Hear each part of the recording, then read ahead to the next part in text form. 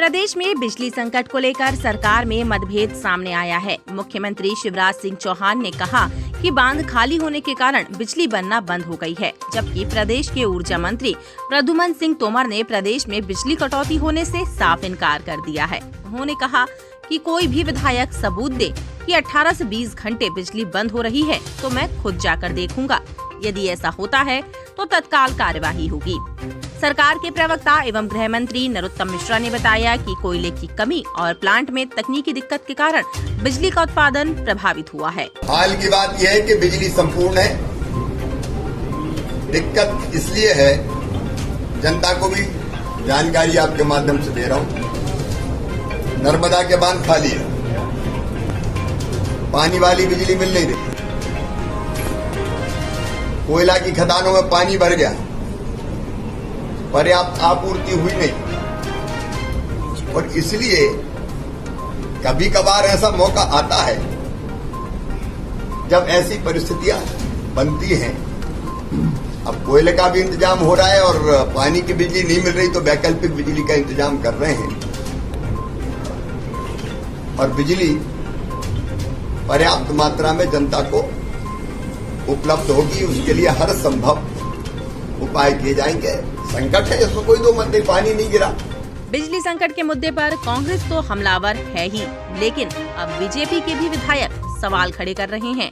BJP विधायक नारायण त्रिपाठी विंध्य क्षेत्र में बिजली कटौती को लेकर 4 सितंबर से आंदोलन का ऐलान कर चुके हैं। जनता से सीधा जुड़ा मामला है, लिहाजा बढ़ते संकट में जनप्रतिनिधि भी मुखर होकर सवाल कर रहे हैं।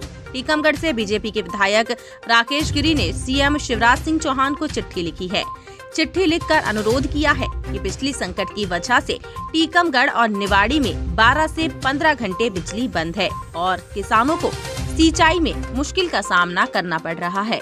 इस संकट को दूर किया जाए और जल्द से जल्द बिजली बहाल की जाए। इस पर मध्य प्रदेश के गृह मंत्री नरोत्तम मिश्रा ने कहा कि संकट है, लेकिन समाधान भी निकाल लिया जाएगा।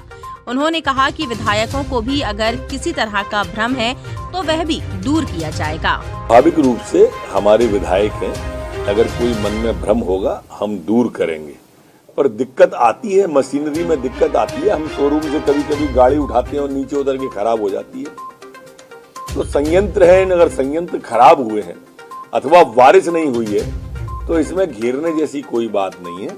हम खुद कह रहे हैं ना कि हाँ, अभी उत्पादन हमारा उतना नहीं है जितना हमको चाहिए।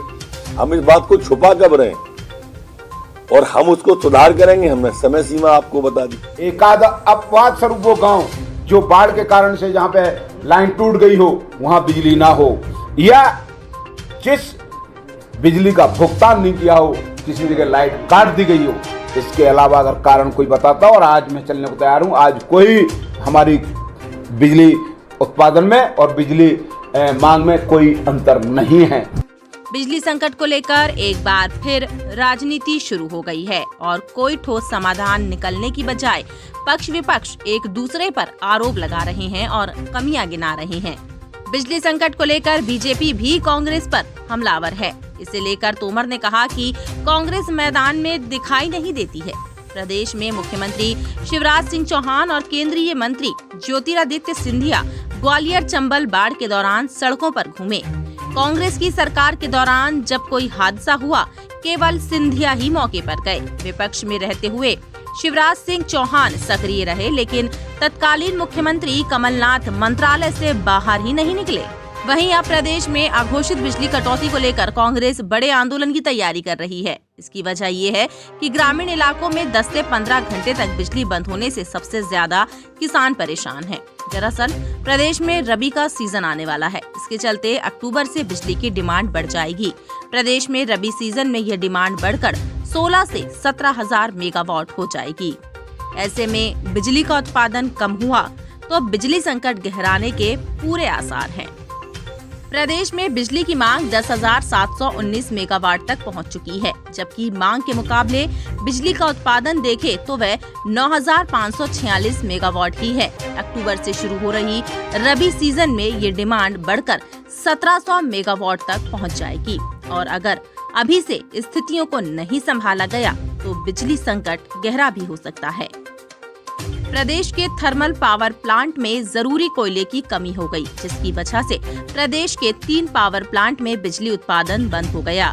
इसमें सारणी पावर प्लांट की 2 इकाइयों और सिंगाजी के 600 मेगावाट की इकाई में और बिरसिंहपुर पावर प्लांट की 1 इकाई में भी प्रोडक्शन बंद हो गया और सरकार फिलहाल निजी क्षेत्र से बिजली खरीदकर सप्लाई कर रही है। कोयले की कमी के कारण सिंगाजी ताप विद्युत गृह की 2 इकाइयां बंद हो गई और यही हाल रहा तो बिरसिंहपुर विद्युत गृह भी बंद हो सकता है। एमपी में बिजली संकट के बीच बिजली कर्मचारियों पर हमले की आशंका भी बढ़ गई है। आलम यह है कि लगातार ग्रामीण क्षेत्रों में हो रही अघोषित कटौती से परेशान ग्रामीण अब बिजली केंद्रों का घेराव करने पहुंच रहे हैं। कई ग्रामीण एकत्र होकर बिजली चालू करने का दबाव बना रहे हैं। ऐसे में कर्मचारियों की सुरक्षा से चिंतित पाटन संभाग के इंजीनियर ने 4 पुलिस थानों को केंद्रों की सुरक्षा के लिए पत्र लिखा है। बिजली कंपनी के आदेश पर कृषि फीडरों की सप्लाई बंद कर दी गई है। जबलपुर संभाग में औसत से कम बारिश के चलते संकट और गहरा गया है। फसलों की सिंचाई न होने से फसल के सूखने का संकट पैदा हो गया है। अधिकतर किसान सिंचाई के लिए बिजली पर निर्भर है, पर बिजली की अघोषित कटौती और कृषि फीडरों की सप्लाई बंद किए जाने से उनका गुस्सा बढ़ता जा रहा है। अगर अभी से इन परिस्थितियों को संभाला नहीं गया तो बिजली संकट गहरा भी हो सकता है। 2 साल बाद विधायकों को चुनाव के इम्तिहान में भी उतरना है। उसके पहले प्रदेश में बिजली संकट दूर करने का प्रयास होना चाहिए। 2003 में बिजली का जो मुद्दा कांग्रेस के सत्ता में उतरने की वजह बना था, 2021 में कांग्रेस वही मुद्दे को बीजेपी सरकार के खिलाफ इस्तेमाल करने की तैयारी में है और इस वक्त बिजली कटौती ने कांग्रेस के हाथ में मुद्दा दे दिया है और अगर जल्द हालात नहीं सुधरे तो इस मुद्दे को लेकर कांग्रेस सड़क पर आंदोलन की तैयारी में है। CIN न्यूज नेटवर्क की खास रिपोर्ट।